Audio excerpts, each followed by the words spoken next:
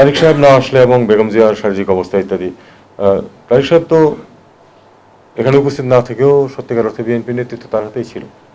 কাজেই উনি ঢাকায় পদার্পণ না করলে যে নির্বাচন হবে না বা সুষ্ঠু হবে না, এটা আমার ঠিক মনে হয় না। আমার মনে হয় নির্বাচন সুষ্ঠু হবে কিনা সেটা অন্যান্য আরও অনেক ফ্যাক্টরের উপর নির্ভর করবে। ল অ্যান্ড অর্ডারের প্রশ্ন আছে, ইলেকশন কমিশন কতটুকু সফল হয় তার উপরে বিষয় আছে।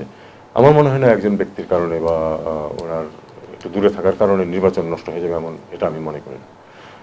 তবে দেখা যাক, সময় তো এখন আছে এবং আলটিমেটলি কী হবে আমরা তো এখনো জানি না। তারেক রহমান সাহেবের দেশে আসার ব্যাপারে আগ্রহ আছে কি নাই সেটা আপনাদের মাধ্যমে আমি জানি, কারণ পত্রপত্রিকাতে যেটুকু আসে। আমার কাছে আলাদাভাবে কোনো ধরনের কোনো তথ্য নেই এ ব্যাপারে। আমাদের মিশনে না, না, আমাদের কাছে এরকম কোনো তথ্য নেই।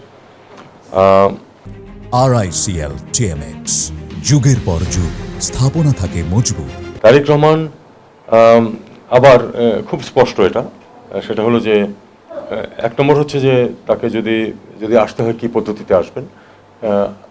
এটা নিয়ম হচ্ছে যখন পাসপোর্ট থাকে না বা মেয়াদ উত্তীর্ণ হয়ে যায় তখন কেউ যদি আসতে চান তাহলে তাকে আমরা ওয়ান টাইম পাস একটা দিয়ে দিই আর কি, একবার দেশে আসার জন্য। তো এটা দিতে একদিন লাগে।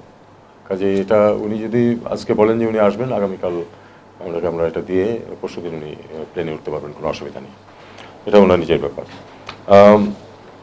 স্ট্যাটাস বা স্পর্শকাতর এটা উনি বলেছেন, সেটা আমরা সবাই জানি, পত্রিকাতেও এসেছে। আমার জ্ঞান এই পর্যন্ত। আমি শুধু এটুকু বলতে পারি যে বাংলাদেশ সরকারের পক্ষ থেকে কোনো বিধিনিষেধ নেই, উনি আসতে পারেন।